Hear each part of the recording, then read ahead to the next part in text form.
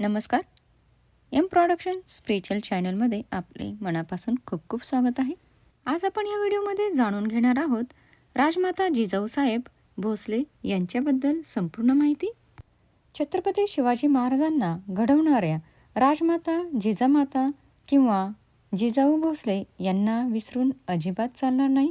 ज्या जिजाऊंनी शिवबांना घडवलं, पण त्यांच्याविषयी संपूर्ण माहिती फारच कमी लोकांना माहिती असेल. राजमाता जिजामाता भोसले यांची माहिती जाणून घेतल्यानंतर तुम्हाला आपले लाडके शिवबा प्रत्येक वेळी दिसतील.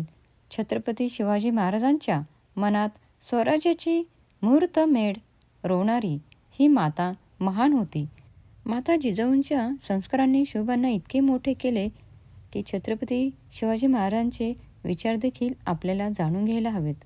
राजमाता जिजाबाई भोसले यांची संपूर्ण माहिती जाणून घेताना त्यांचा जन्म, त्यांचे बालपण व सगळी माहिती, त्यांचे बालपण याविषयी सगळी माहिती जाणून घेणार आहोत.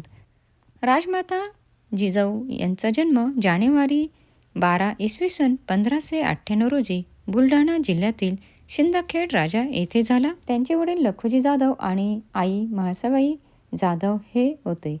जाधव हे देवगिरीच्या यादव घराण्याचे वंशज होते. जिजामाता असे त्यांचे नाव ठेवण्यात आले, पण त्यांना सगळे लहानपणी जिजाऊ असे म्हणत, त्यामुळे त्यांना पुढे देखील त्याच नावाने ओळखले जाऊ लागले.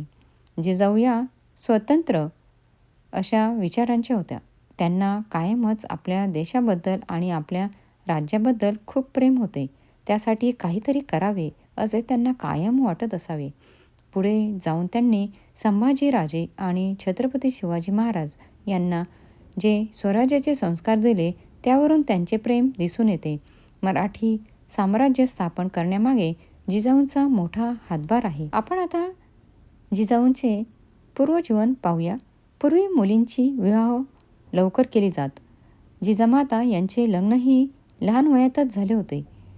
लखुजी जाधव हे निजामामधील एक सरदार होते. भोसले घराण्यातील शहाजीराजे यांच्याशी त्यांचा विवाह लावून दिला. सन 1609 मध्ये त्यांचा विवाह पार पडला.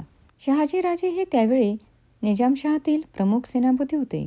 त्यांचा आयुष्याचा बराच काळ हा निजाम, मोगल आणि आदिलशहाच्या यांच्या सेवेत गेला, पण तरीही ते शूरवीर योद्धे होते. त्यांच्या घराण्यातच राजकारण असल्यामुळे महाराष्ट्राच्या स्वराज्याची त्यांना आधीपासूनच आस होती. वडिलांकडून त्यांना पुणे आणि सुपोली येथील जहागीर मिळाल्यामुळे त्या पुण्यातच राहिल्या. जिजामाता आणि शहाजीराजे भोसले यांना एकूण 8 मुले झाली. मोठा मुलगा संभाजी जे शहाजीराजांसोबत होते, तर त्यांना 6 मुली झाल्या. त्यांच्या पाठीवर झालेला मुलगा म्हणजे छत्रपती शिवाजी महाराज भोसले, ज्यांनी जिजामाता यांच्या मार्गदर्शनाखाली स्वराज्याची घडी बसवली. जिजामाता यांना राजकारणातील अनेक डावपेच माहिती होते. त्यांच्या वडिलांनी देखील निजामासाठी काम केले होते, पण यापुढे मराठ्यांचे राज्य यावे यासाठी त्यांनी स्वराज्याची मुहूर्तमेढ रोवली. जिजामाता यांची दूरदृष्टी चांगलीच होती. स्वराज्याची सुरुवात ही तोरणा किल्ल्यापासून करायची हे त्यांना माहिती होते. म्हणूनच त्यांनी स्वतः छत्रपती शिवाजी महाराजांना तलवारबाजी आणि घोडेस्वारीचे प्रशिक्षण दिले. त्या स्वतः त्यामध्ये माहीर होत्या. छत्रपती शिवाजी महाराज शूर, धाडसी, बलवान आणि शक्तिशाली योद्धे बनले. त्यामागे जिजामाता यांचे योगदान आहे. लहानपणापासूनच त्यांनी मुलांना रामायण, महाभारत यांच्या कथा सांगून प्रेरित केले. त्यामुळेच त्यांच्यामध्ये धाडस आणि चांगले वाईट यांचे गुण रुजले.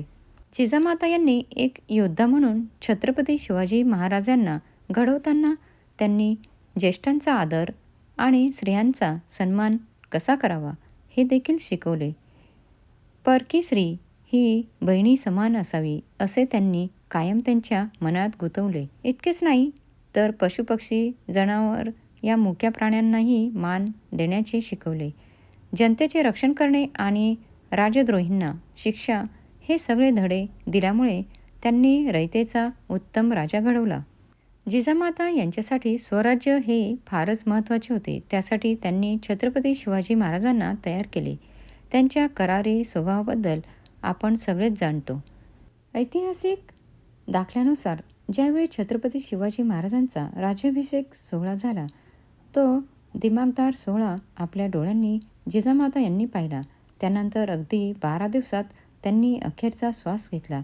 16 जून 1674 रोजी त्यांचे निधन झाले.